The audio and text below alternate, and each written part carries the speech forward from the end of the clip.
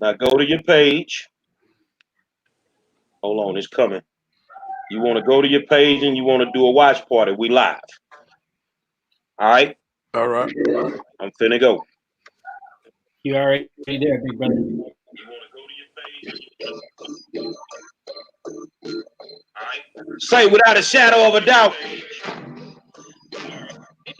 we back again with the hottest virtual talk show in the country. You are right now in the middle of the war zone with the 5-star general and my co-host, Dr. Candace Matthews, my man, Delmonte Patton. And tonight, we got something we need to talk about. The Houston Federation of Teachers, and look like my man over there from Cuba, Sep Capo, and then HFT drummer, my good friend Larry Mckenzie, Michelle Williams. We waiting on Mark Kersey to come in, but it's going down tonight, man. You in the middle of the war zone, and I think it's just time to get to it, man.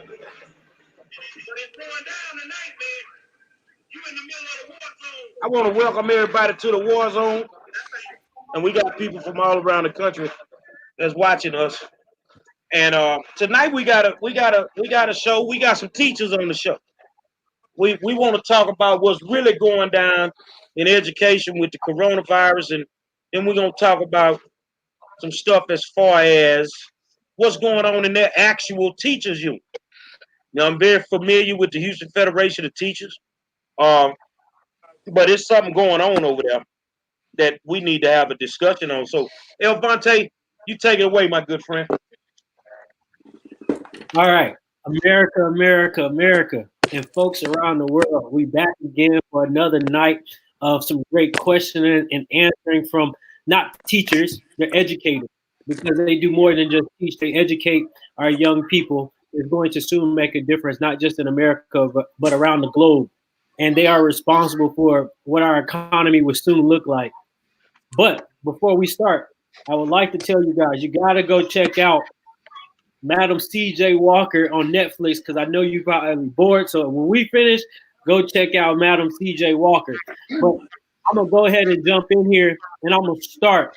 And I'm going to start with Miss Michelle. What do you teach, and where do you teach? I'm Michelle Williams. I work at Cashmere High School. I am currently the math interventionist for incoming 9th graders. All right, Ms. McKenzie, same question to you. I teach in secondary DAEP. I teach 8th grade science. Oh, man, we're in the same boat. We both teach science. How interesting is that? All right. So as you guys know, we've been talking about it for the past 3 nights, Houston, about us going to the transition of doing online education. Me personally, I believe our education system across the board is a failure, but I'm only one person, so I'm not going to harp on that. But I'm going to get you guys' opinion on how do you feel like the transition from the classroom setting to online only 100% setting is going for you guys, and how do y'all see our future looking with that? And I'll start with Mr. McKenzie this time. Okay, the good thing is that I'm currently, we already have a lot of online-based learning. We have IXL, we have Apex, and many of the students use those. So the transition is going smoothly. It's going to go a little bit more difficult with the regular schools. I teach at the DAEP, District Alternative Education Placement. But right now it's going well with the school that I'm at. All right, Ms. Michelle, how about you? Same here. I work at a high school, so we're 1-to-1 already for technology. The biggest issue are your elementary schools and your middle schools, because they are not 1-to-1 campuses. In high schools, they had already been brought on. As far as I know, the last technology director had brought them on. And there was supposed to be some talk and some plan for bringing elementary and middle schools to make them one-to-one campuses, but that did not happen. So let me see how I can actually word this the right way. Of course, we have a teachers union, and I know that Mr. Monroe is ready to talk about the teachers union and the current president of the teachers union. But what do you believe the responsibility of the teachers union right now with dealing with this transition? What should be happening? From my perspective, and this is my perspective, from being in education for 20 years, I feel like the union should be guiding teachers and providing solutions for teachers. For example, one of the teachers called me today and was saying that they were telling them that they did not to call the parents from their cell phones, which is correct. However, there was not a solution that was given. There are other apps that are out there that can be used in lieu of using your cell phone, because we all know as teachers, once the parents get your cell phone numbers, that's pretty much it. So, and then we're doing, it's on school business and school time. So there should have been some guidance behind, you don't have to do it, but what are some alternatives to using your cell phone, like Google Voice? There are also text apps that are out there to communicate with parents that don't speak English. So I just feel like there should have been more guidance with that particular situation. Okay, Mr. Mckenzie? Okay, well, most of what Michelle said is definitely true. One of the things that we have to really look out for is we have to make sure that we're sensitive to the teachers that are homeschooling their own kids. And it sounds like a no-brainer, but oftentimes it's not happening. Now, the good thing that has come up is that we're still getting paid. That's a one very good thing. But then when we go in and they start passing out the technology to the students that are in the at-risk category, not the fluid category, then we're going to have issues with technology, because some of them will have Wi-Fi, some of them will not have Wi-Fi. So we always have to put the students first. And as this is a precedent, this is something new.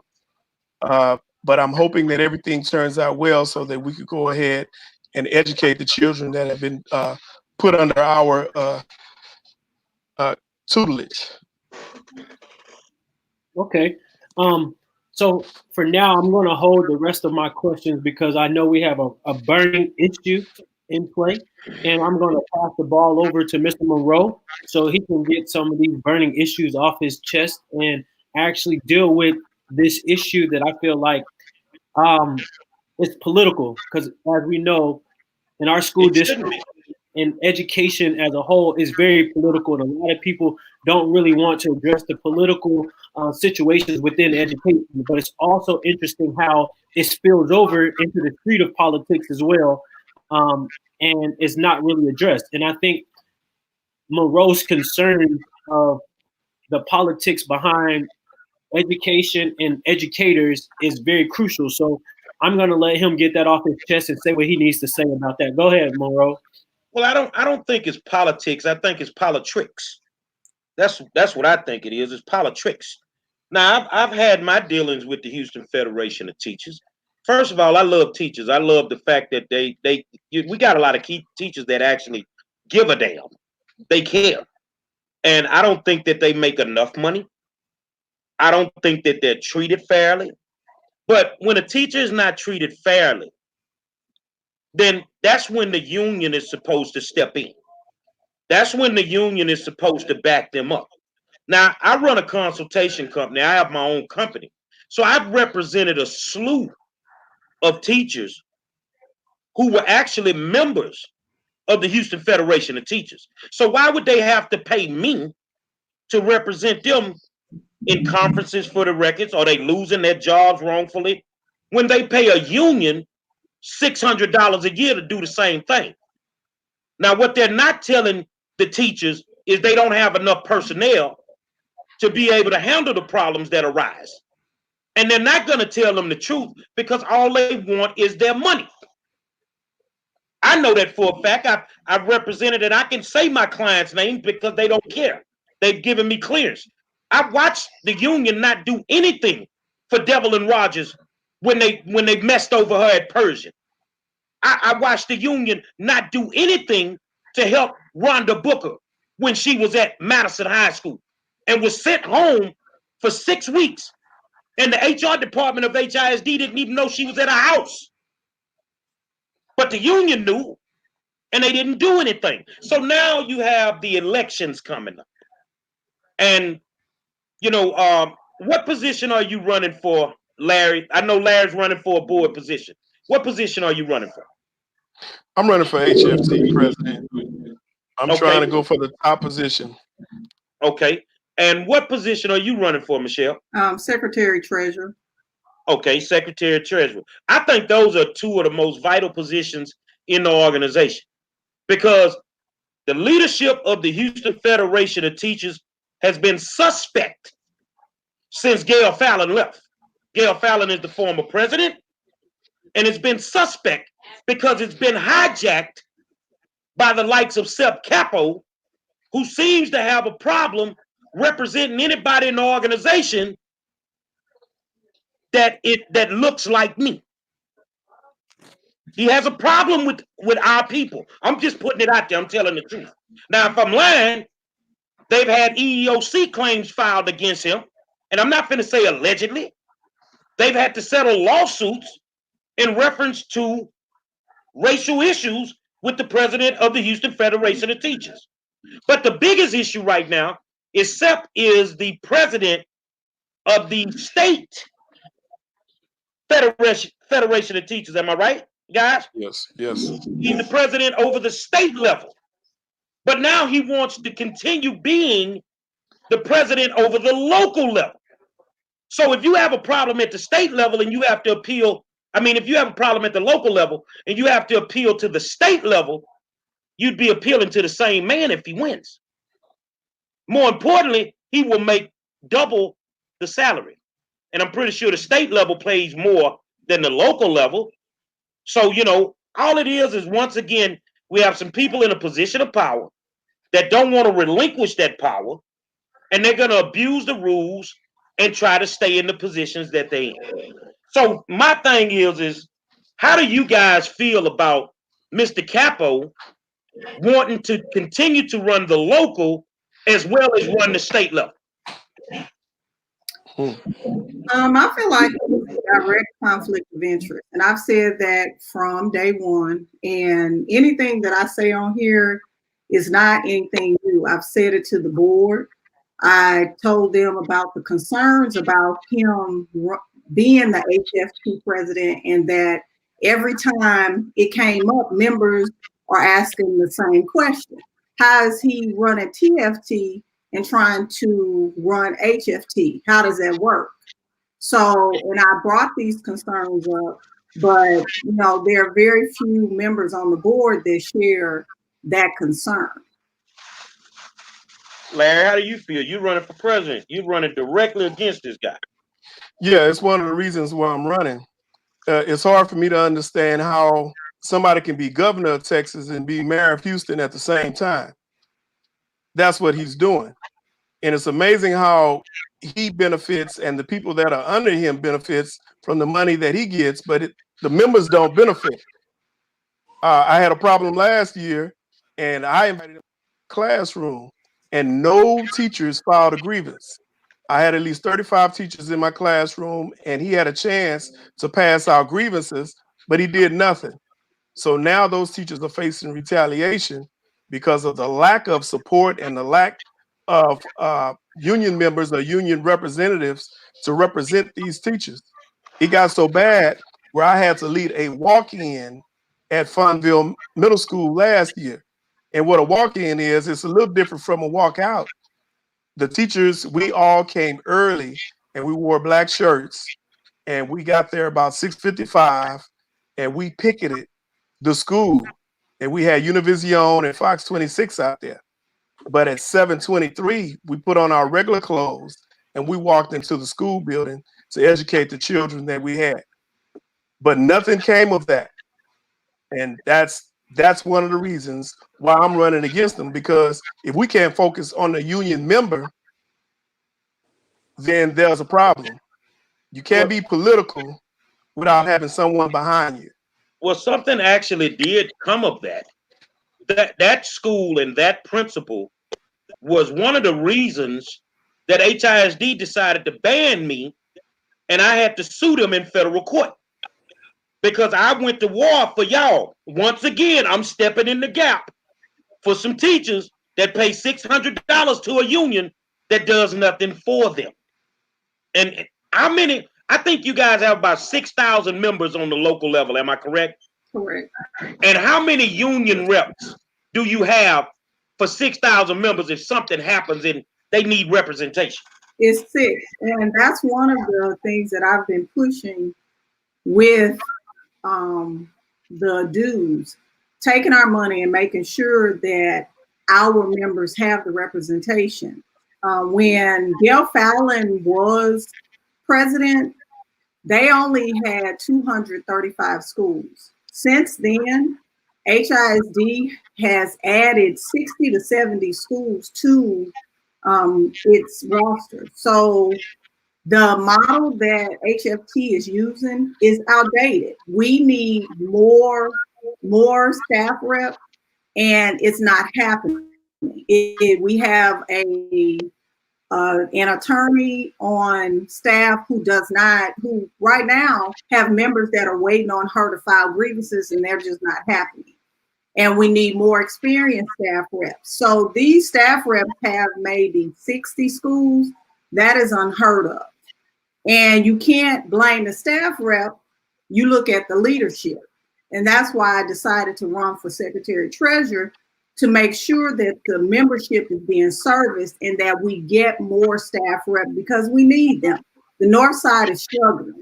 We have a hot pocket of principals over there, and we're getting, quite frankly, I'm gonna be honest with you, HFT is getting its butt kicked by HISD. When it comes to grievances, they are basically telling these teachers to resign out. You should not have to resign when you actually have a case. That's why we need more knowledgeable HFT staff reps.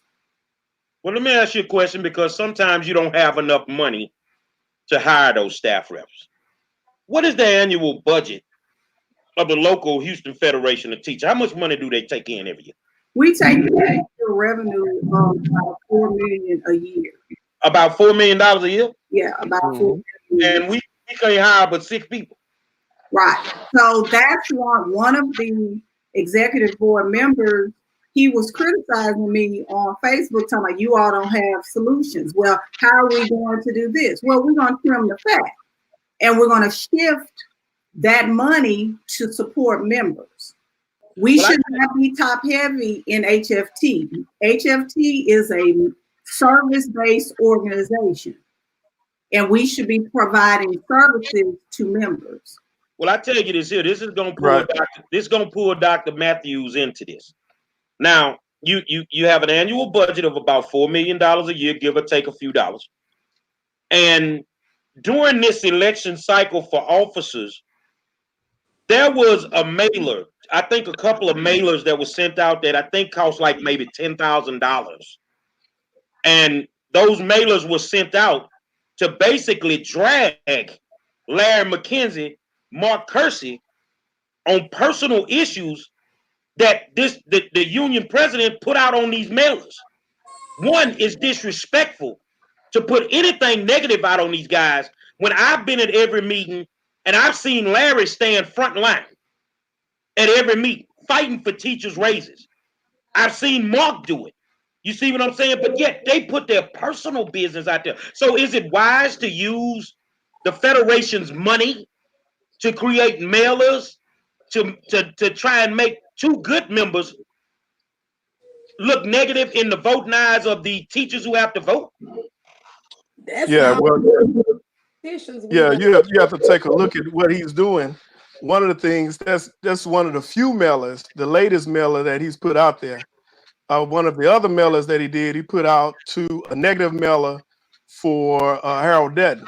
Oh, we're gonna get to that. Now we sit up here and we look at it, and several of us have run for positions. And one thing is, you have to have a fair space. The money that he's using to put out these mailers come from HFT. I'm running against him, but I don't get a chance to send out a mailer.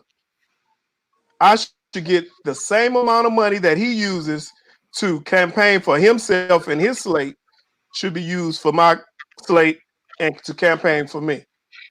So basically, you're a union member. Right. You pay your dues, and the president is using money from the union to boost his campaign, but yet not the other members, which is Michelle also and Mark Kersey, not give y'all the time. But wait a minute. That's right. Let's take this back to this.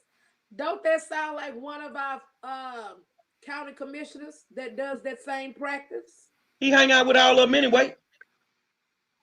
So here's the thing that's amazing to me when you said that he sent out a mailer for Harold Dutton. There's a lot of people on the north side of Houston and northeast side that feels like the union president has overstepped his boundaries and he's gotten involved in local and state elections. And I mean to the point that allegedly he put people in the race against state representative Stephania Thompson. He put people in the precinct chair race against Alan Provost.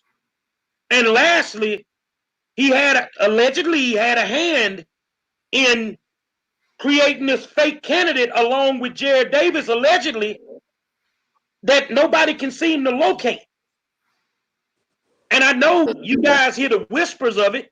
So you in the war zone, can we talk about that a little bit? Because these people are upset that this man has overstepped his boundaries in a predominantly African-American neighborhood. And it looks like he's coming through like the Klan with the sheet pulled over his head in the middle of the night, and he's trying to kill off all the black representation.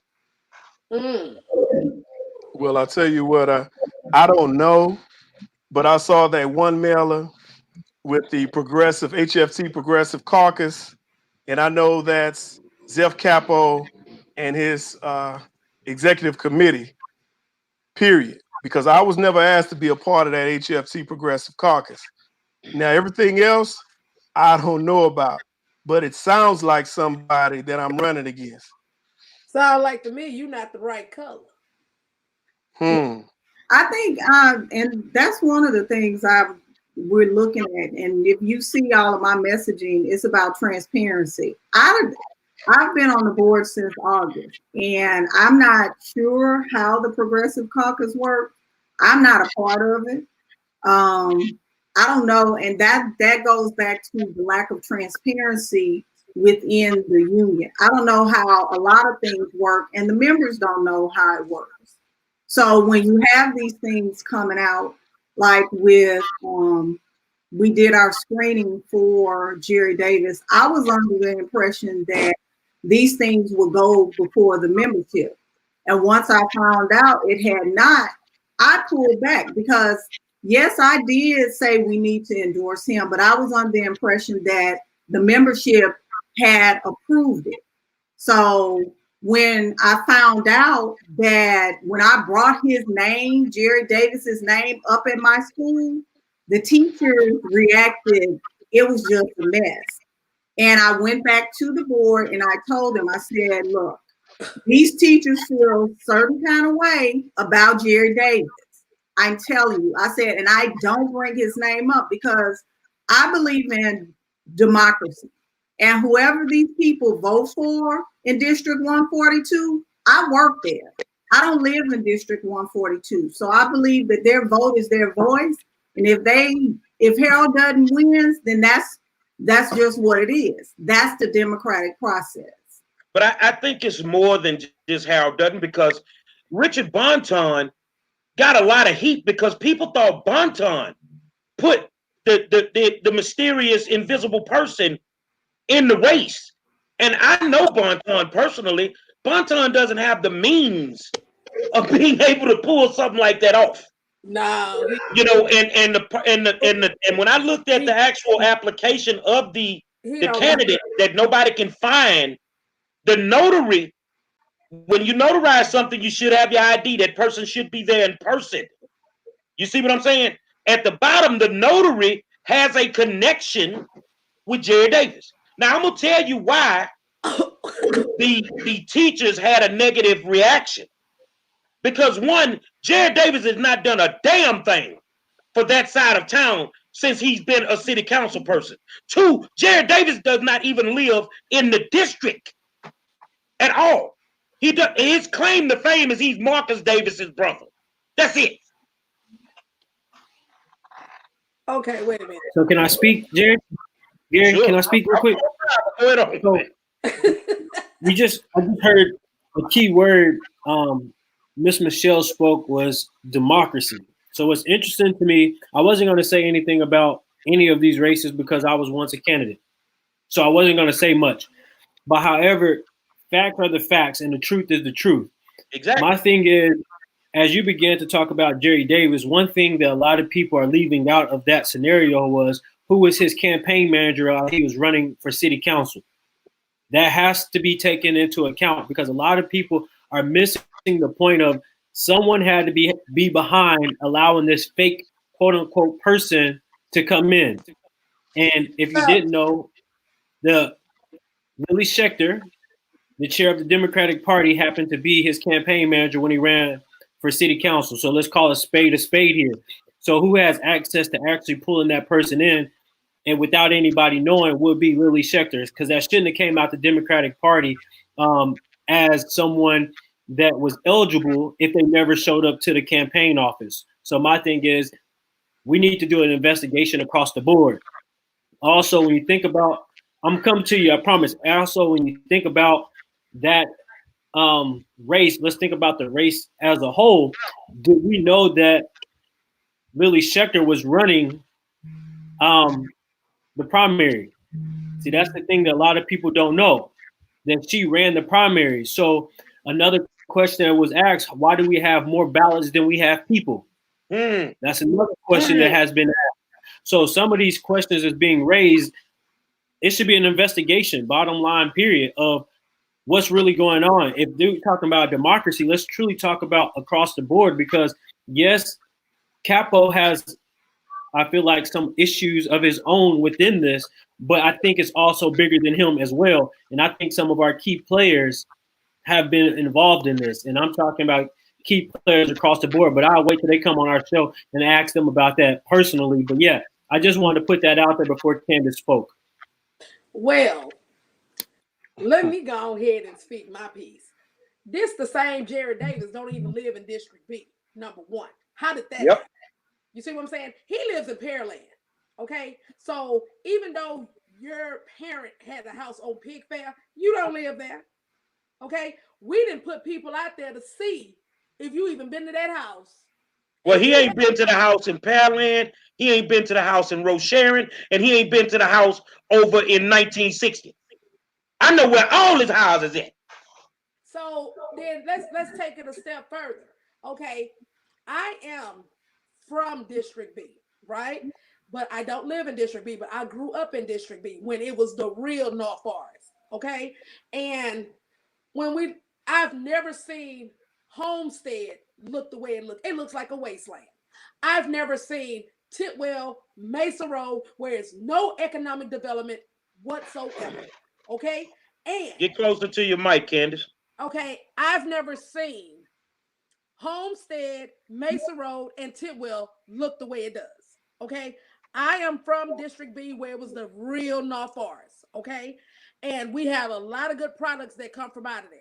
Now, what I'm on is that you putting people in races, especially against our senior reps in Fronia Thompson, who definitely will probably be the Speaker of the House, all because it's an issue with this Federation of Teachers foolishness, and then you're doing it to provost too, and they all tied in together. It needs to be an investigation because I smell a rat and something ain't right with the buttermilk. Then you over here. I smell a Cuban rat with funds. Okay, you over here sending out mailers on the teachers' union dime, and you the one running for political office. That needs to come out your pocket. So that's misappropriation of funds. Interesting. Why they allowing this? It's not that I think they're allowing it. I think he has a band of people around him, his executive board, and he has what we call political protection. So, you know, he's able to do the things that he does. He's a very vindictive guy. Now, if you want to sue me for telling the truth. He's a very vindictive guy. This is the same president of the Houston Federation of Teachers that got together with a local parent and did an open records request on me to see if I took any money from the Houston Independent School District. Oh, I allowed them to do it, and then it came back that I had never took any money from the Houston Independent School District. But I think the biggest issue that we have, and people are commenting on the page that are from that area, why is Capo sticking his nose into local and state politics and he has nothing to do with it? Interesting. You know, my thing is who promised who what? I think I look at some of the moves of the union last year. I questioned, you know, when everybody wanted raises, but the budget was already set. See, I understand the numbers of the school district when they deal with the budget. Remember, the budget was already set. And then all of a sudden you had this big fisticuff where the union came in, had the support of Lyra and Davila as trustees, and they wanted raises after the budget was set. Now, I know for a fact, because I have the texts to prove it, that when that deal was brokered, that was Hiroshima for the teachers, because it was going to come back at the end of this school year. And let me show you how God worked. We won't have an end of school year this year, because at the end of this school year, the district was going to lose at least 400 to 500 people because of those same raises. So the raises were not got because it was the right thing to do. The raises were got to be able to support those candidates who the union mysteriously endorsed in the last school board election, and I didn't understand that. You see what I'm saying? People that were proven to be racist and caught up in illegal activities, and the union still endorsed them. You know, was that a union decision or was that a capo decision? You guys tell us. Well, they're not even giving the teachers due process when they do get in trouble. It's like you already giving them a death sentence before they even get started. You try to just move them right on out of there and not giving them a due process to at least prove, you know, their case. It's like, hey, you go. It's like, to me, they kind of got like a little side deal going on. So I have a question for both you guys. I'm going to set this up because I know Capo is very much against Jerry Davis. Like, he's against him for House Bill 1842. Let's call it spade. Let's back up a little second. You're talking about Harold Dutton. You're talking about Harold Dutton. Yeah. I'm sorry, Harold Dutton. I misspoke. Harold Dutton. They're against him because of that. But come to find out, the Houston Federation of Teachers actually supported the bill of 1842 without no one saying anything until one of our state rep leaders brought it to everyone's attention that the Houston Federation of Teachers actually supported the bill. So my question is, was that the executive board that supported this bill, or did the organization as a whole support that bill? Well, I'm being quite honest with you. Zeph was not president when that happened. And I'm gonna be honest, he wasn't there.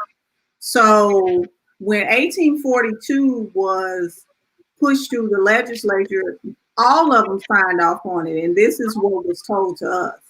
Everybody signed off on it. But if you know how a bill becomes a law, things get changed and things get tagged onto it at the end. So what we were told, and this is just what I was told, that at the end they tagged on the 5 years failure. And if you look at the record, and we were sent the record, them saying that they were against that part of the bill. But from my perspective, 1842 is done. And it was before all of this happened. Now we're feeling the effects of 1842. And it doesn't make any sense to focus on a representative when we have teachers who are being basically persecuted by HISD administration. And because you're crying over spilled milk, it's done. Now, what we should focus on is getting the bill repealed and not getting rid of, because Harold Dutton is just one vote on the education committee. He's just my question for that. The reason why I asked the question is because sometimes we have to look at the money line of what's really going on. That's why I brought it up, because someone got paid for this, right? Even though he wasn't the president at the time, he still goes out there as if he's riding on both sides of the fence. Because when I listened to a lot of the meetings, he was never forthcoming saying that he totally is against it until HISD was taken over, was supposedly being taken over. Now, all of a sudden, he wants to do press conferences and everything else. But even when I look at the press conferences, he never stands firm with saying that the Houston Federation of Teachers are totally against this. So, well, from what I'm just going off from what I was told and what I can attest to is that 1842, nobody really expected HISD to ever be in this position. I think that's what really, because it was 5 years ago. Who knew that 5 years later, HISD will be actually in this position? Like they didn't expect it. Now, there were some things that were going on. And like I said, all of this stuff with Terry Greer was the superintendent at the time. And from my knowledge, Harold Dutton had issues with Terry Greer. So it's a lot of contributing factors that went on with House Bill 1842. It's not cut and dry as it seems. And as you can say, it's politics. Things go on behind the scenes, but it was a lot of mess that was going on with these North area schools, which continue to go on today. I just feel like I say this over and over again, and I'm probably going to beat a dead horse, but I feel like our leadership in the Black and brown communities, well, let's not even use Black and brown, in the Black community, they're not visionaries. Because my thing is, some of this stuff that we're dealing with should have been seen way before the 5 years even got here, because it was still a possibility regardless. So my thing is, Larry, you're getting ready to step up to be the president of HFT. My question to you is, are you going to be a visionary, or are you going to say, I'm going to deal with the current issues right now that's in place right now? Or are you going to say, I'm going to deal with these issues and I'm going to see 10 years from now? Where are you going to sit as the leader of this organization? Well, as you have any structure has to be built from the bottom up instead of the top down. Supply side economics or supply side economics with human resources does not work. If we look at what's been going on since 2000, 1998, 2007, 2012, the bonds that have been passed have focused on the building and the structure. The whole thing that we were talking about with 1842 is there was just like Michelle said, there was a problem with Greer and there was a problem with Harold Dutton. So Harold Dutton decided, hey, we're not going to let Greer continue to close down and do these deleterious things in the northeast part of HISD. So I'm going to set up some rules so that he has no choice but to listen to what I say. And that way I could bring the community in, if need be, and open charter schools. But the thing is I think he was led astray in creating the whole bill. And now we're caught in a catch-22 because Greer is not here. And you have to realize in 2009, 500 teachers were let go, predominantly Black. In 2011, 700 teachers were let go, predominantly Black. In 2013 and 2015, we had a reduction in force, and most of those teachers were older Black teachers that were stakeholders in the community that they worked in. So what they've doing, they've been chopping at the tree that holds our communities up, which are the teachers that were there. So now, to answer your question, you have to build from the bottom. And we don't even have enough representatives to represent the teachers that are in these schools that are in the Northeast. The Northeast Area 2 and Area 4, of the 78 schools that were closed, 73 of those came from Area 2 and Area 4. Area 2 is the Northeast. Area 4 is South Park, 3rd Ward, and South Park, South Union. So the thing is my aim is to build each member to where they understand, to advocate and be an activist for each member, so that in the future, if we have to decide to say, hey, you know what, we might need a sick day just so that we can get paid or we can get our increase, then everybody feels comfortable enough where they can take a day. And if something happens, then everybody's educated enough where they know how to file a grievance or reach out to the union so that we can do something in mass and we can support the communities in which we work. Because utmost, we're there for the students. And that's the problem that we have. We have a bunch of teachers out there that are afraid because they don't know what to do when they feel like they may be in trouble. And so that weakens us, and it creates the same type of voter empathy that we have in Black communities where only 11,000 people come out for city elections or county elections. So I agree with you, and I know you hadn't heard that before, but we have to start taking our own activism in our communities, and we have to start creating those positions and mentoring the youth, or the ones that are younger, so that we can make sure that 10, 20 years from now, we keep all of the advancements that we created now, and we'll keep them in the future and gain more. Well, see, Okay, hold on, Candace. Hold on. I got one follow-up question. Because I believe that regardless of you sitting in this seat, Miss Michelle or Mr. Larry Mckenzie, if when it's all said and done, I believe that HISD has been granted a gift, and that was the gift of the coronavirus. Because I believe you have the good and bad in every situation. Right now, we all focusing on the bad or the negative of the coronavirus. But HISD can't be taken over as long as we're sitting in the seat of this coronavirus right now. Everything's on a hold. My thing is, have you two decided to set off a plan to say, this is how we're going to fight this state takeover of HISD? Because right now it's still looming over us, regardless if we make it to the summer or not. I don't want you to give the plan, but have y'all thought about producing a plan to make sure that we can adequately fight for HISD?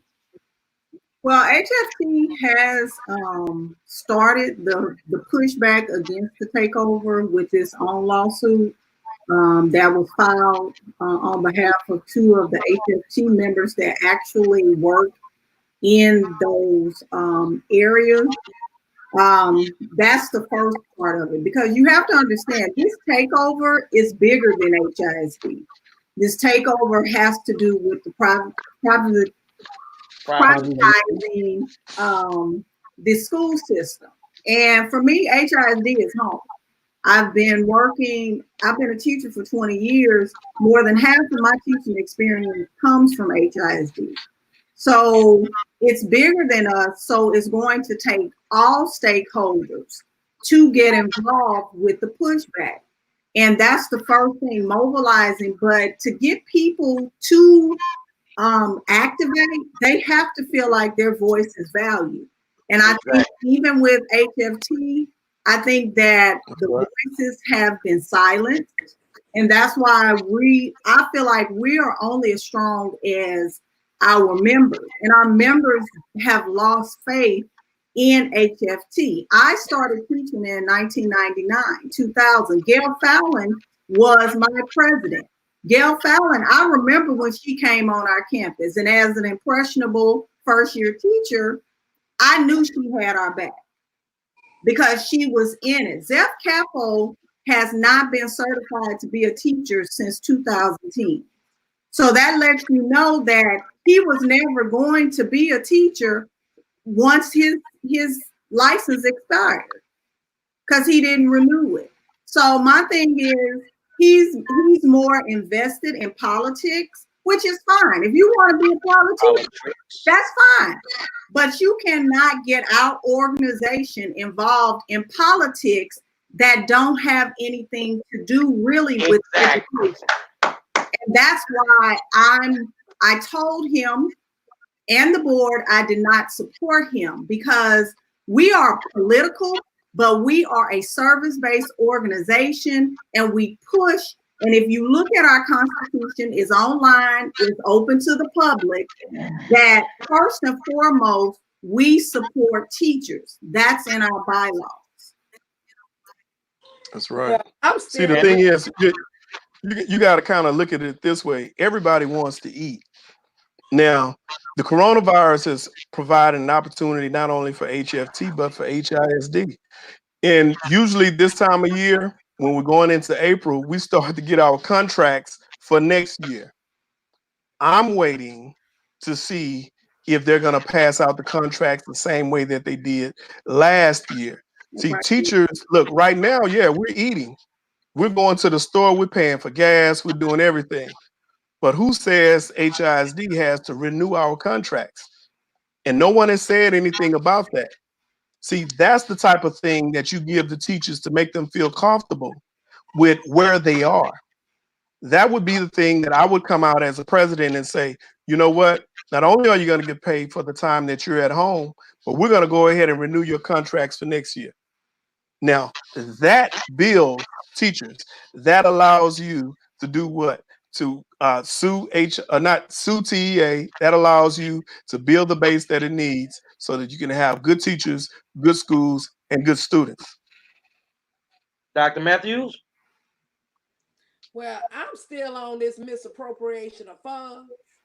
Get closer to your mic. Politics. I'm on that. And then I'm still on you over here running around messing with senior reps. You messing around with former board members who's actually you putting people in votes. I mean, putting people in races. In races with Alan Provost there. See, I'm still on that. How is that allowed? And then these teachers are not given due process. I'm on that too. And you racist. I'm on that too. I would like to ask Larry and both of you something, especially with y'all, possibly sitting on the board, and I hope you win. I really do. Everybody that's affiliated with education clearly knows that HISD is what I call the Texas $1 billion bully. And they employ bullies at the administrative level. They do. And those bullies are called school support officers, who are sent into schools like Kashmir, Yates, Booker T, to terrorize teachers. I see it being done every day because I represent a lot of HFT members. So what would you guys do as an executive board to try to, get around that? Because the Dana Ariolis and all these folks here that terrorize teachers, they need to be gone. Principals that don't want to have a conference with a record the proper way, or putting union members out the building so they can't represent the teacher. Carlotta Brown at Madison. What would you guys help do differently to make sure that our teachers are not bullied on the school campuses? Or have it provided twerking and stuff. First off, it's a lack of integrity. From what I'm hearing, and I'm gonna be very transparent. At the campuses where I've been building stewards, we haven't had a lot of flare-ups with principals, because first of all, the first thing to combating this thing is knowing your rights. HISD employs 40% of their teachers are 0 to 5 years. So it takes 5 years to figure out what you're doing first. So the union needs to take a proactive approach to arming its membership. And secondly, stay out of bed with these principals and making deals with the district.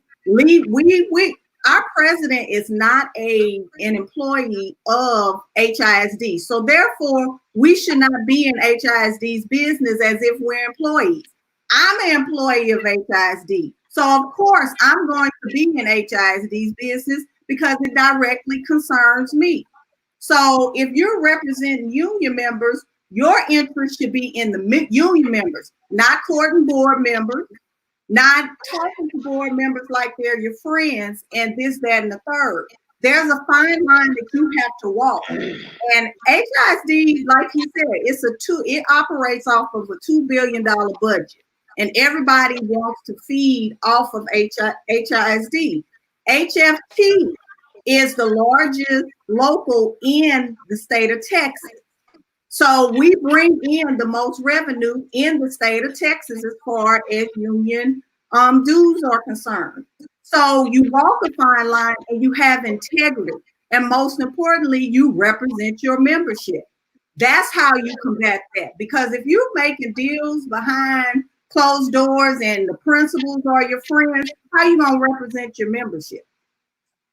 Well, I tell you this here, that one thing I looked at in the last 6 years is the endorsement process. When the union endorses certain candidates. Now, in the school board elections, the last 2 cycles of school board elections, a lot of the candidates that they endorsed got caught up in that TEA sting with HISD. They did. They got caught up. Right. And now the thing is you had some get caught up, and the union went back door and endorsed them and helped them get on HCC.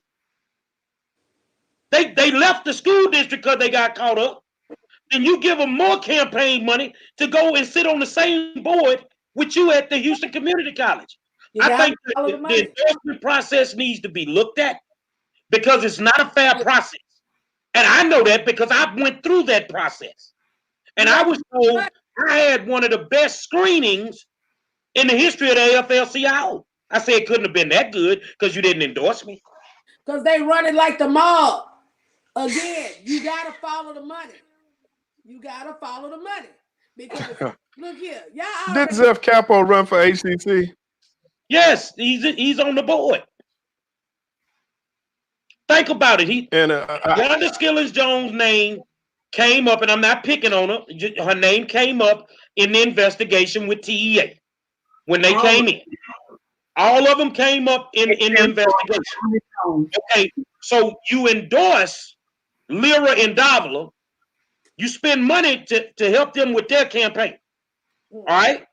Larry runs for school board, but you endorse Reagan Flowers, who's not even a member of HFT. That's the second time they did that to him. You see what I'm saying? But you took the money out of your account, knowing that Skillings-Jones had been implicated in something at HISD, and gave her money to run for HCC. But wait a minute. Why that name Reagan Flowers sound familiar? Because her husband was caught up in a scam back in 2012 with the Houston Independent School District with his pants down. Well, isn't she on the ACC board now? Yes, with the help of the Houston Federation of Teachers, who endorsed her and gave her money. Wait a minute. No. Hold on. She was not elected to that board. She was appointed to that board. So there's a big difference in that. So definitely follow the money. And then again, campaign, bro. You still the whole thing about her running. Who is her husband? The whole thing about her running is you have to live in that area. And the thing is that area that she's on, she was appointed to, is the 3rd Ward area. And she only has her address is in Bel Air. Her place of residence is in Bel Air. Wait a minute. Right. Who was her husband? Tell the world. That name rings a bell. Who? No, his last name is not Flowers. I know that. Okay. But what I'm saying is the endorsement process needs to be looked at because the bulk of the people that sat on the Houston Independent School District Board in the last 6 years have been implicated in a massive situation with the Texas Education Agency in the Houston Independent School District. And yet the school board, the teachers union endorsed these people. So with that, I can shed some light on that. Well, I didn't endorse them. So you can go through my timeline to Jesus. And you'll never see any endorsement of that. But when I got on the board, I did say that if the majority said goes with something, I won't speak against it. And I did not. I just did not support them. Now, the majority of the board did support Dr. Lyra and Diane Davila. I did not, because I read the report. And like I said, everybody was named in that report except for Jolanda Jones. Except for Jolanda.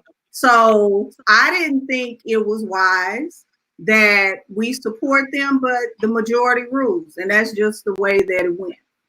And that's what we're pushing. Well, I'm pushing for is more transparency, especially for the membership, when we go through these endorsement proceedings. And our Constitution, to be honest with you, it needs to have some updates.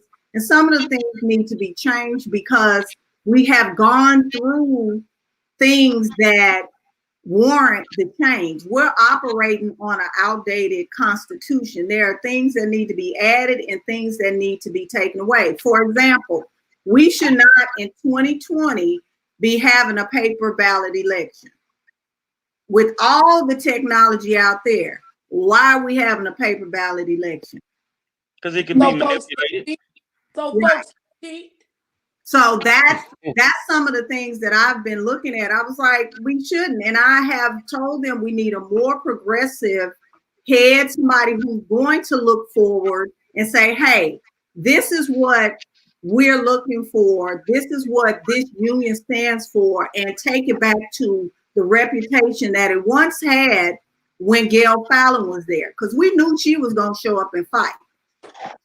Well, that sounds too much like you can't cheat. You know what I mean? So they're going to use whatever process, because they have elected officials that does that with these mail-in ballots. Okay. So tell the people when is the actual election for you guys? All right. Go ahead, Larry, answer that. The deadline is the 27th. So we want to make sure that everything is postmarked by tomorrow. And we'll go and we'll pick up all of the envelopes Saturday and we'll count.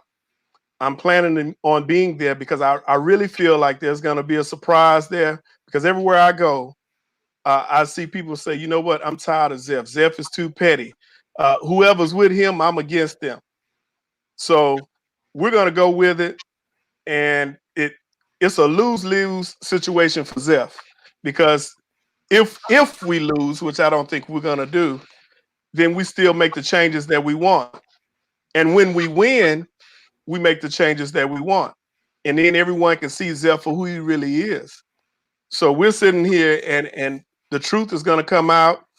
I'm glad that I met Michelle at the parade, at Martin Luther King parade, and we started chatting, and we were like, you know what? We could be the change that we want to be, or we could be the change that we need. So that's what we're doing right now. So as we complete this week and we win, hopefully we can come back on here and we can talk about exactly some of the things that we're planning on doing. Hey, we'd love to have y'all back, man. Let me tell you something. I appreciate the work of every single teacher in the Houston Independent School District. I know they're not treated fairly some days. I know they don't make a lot of money some days. You never thought in college that you would have to be in a classroom for 16, 17 hours a day. But for some of these kids, you know, you guys leave it on the floor. You leave it on the floor every day for these kids. And these kids, they actually appreciate it. Once you get to know the kid and the kid can trust you, the kids actually appreciate it. You know, it's the people that you work for some days that don't understand and don't appreciate, you know, what they have. And I think that this year we're going to lose a lot of good teachers. Even if it wasn't for the corona, we're going to lose good teachers because they're just tired. They're tired of being treated the way that they're being treated. And I know I've stood in conferences for the record and watch how some of these people are treated. And I don't think that you guys deserve that. I think at the end of the day, God sends an angel in several different forms. And you guys are just angels for a bunch of kids that they just need direction. They just need a little love every single day.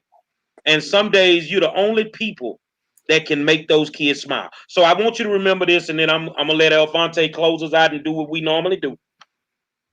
That when you wake up in the morning, remember this. That to you, that job is all you have some days. I'm talking to every single teacher out there.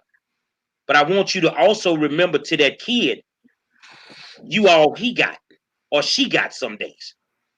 So yeah, you may not make a lot of money, but you may save a kid's life every single day. Alphonte, take us home.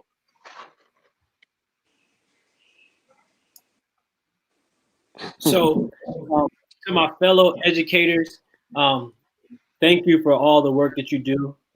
Thank you for everything that you have put forth up to this point and moving forward.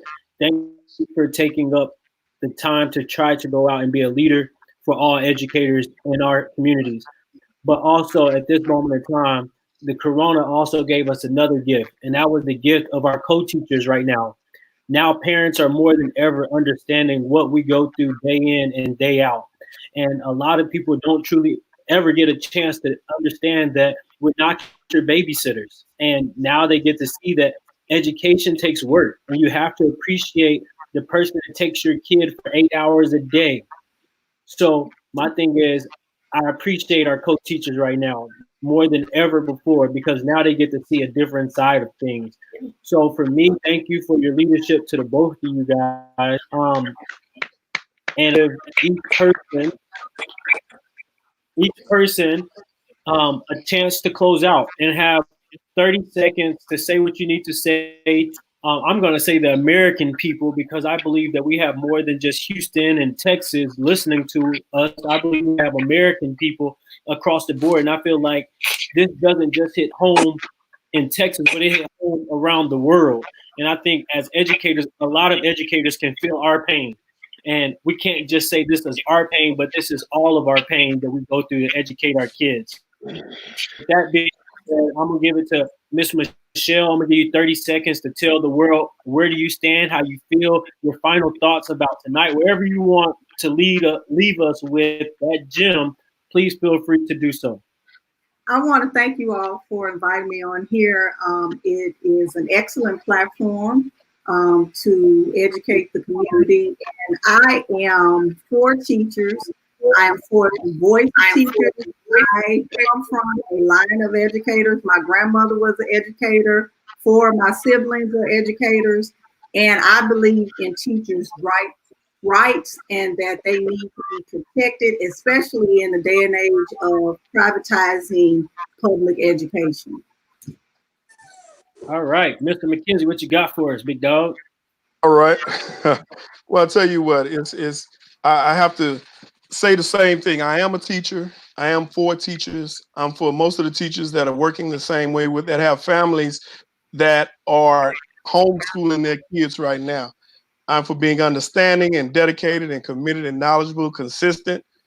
I've been in there fighting the fight for not only the teachers, but the communities that have been hurt the most.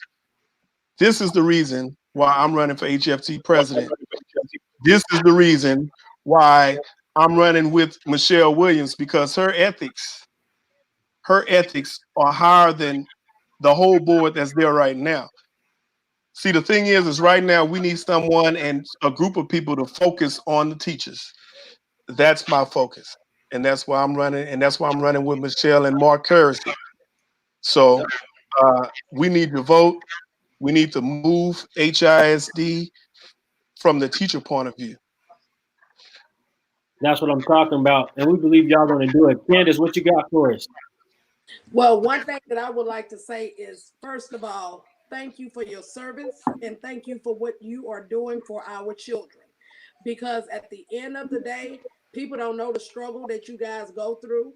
I mean, from the abuse from the administration all the way on down to where you all are not receiving the due process that you need. And then when you're dealing with an actual union who's supposed to be there to protect the teachers, and so they will be allowed the due process that they supposed to have, to where now you don't even have that trust in this specific union. We need people in there who is going to be there and be a part with these teachers and to guide them throughout this process.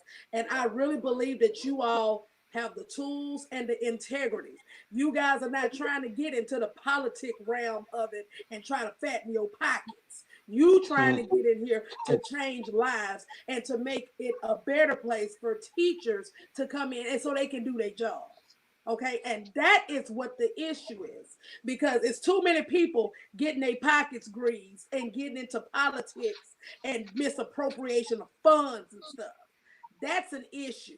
But I really believe that you guys are going to make this happen, and I am endorsing you guys to do that. And I tell you right now, job well done, and you continue. And that's coming a lot coming from me, because baby, I will let you know where the cow ate the cabbage. And you know what's crazy? We have gained an ordained pastor on our show now. Candace preached to us every day, and there's nothing wrong with that. But American people, the fight with the coronavirus is not over. Please stay in your home. Please don't leave for nothing except to go get you some groceries. Yes, we come on here to educate you with plenty of different topics, but we're still telling you to stay at home. Right now, we're not listening to the orange man. We're listening to our common sense. And our common sense is telling us to stay at home and to survive and save lives. So now, finally, I'm going to pitch it over to Mr. Monroe, and I'm going to let him bring down the show. Let me add, Mark sent me a text, and he said, time to return to rank and file first in the insiders game. Yep. That's what he said. Well, I'm gonna close it out with I remember when I got married the last time, and I've been married a couple of times. I just keep marrying the wrong people. Really? But here's the thing: we got married out of town, and we came back, and of course that first dance, you're supposed to have a husband and the wife dance. Well, we both happened to graduate from Yates, and we decided that we would dance with our old school counselor. That's how much of an impact that she had on both of us. That's how much. So not just a counselor, but a teacher is one of the most valuable assets in any city. You know, they screen first responders. Okay, if the first responders are that important, I say the foundation is a little bit more important. These teachers are what set us up. These teachers are the ones that's going to give us the knowledge that we need to turn into productive adults. And for that, I really, really appreciate what you guys do. And I'm going to be fair about this, Candace and Elvante.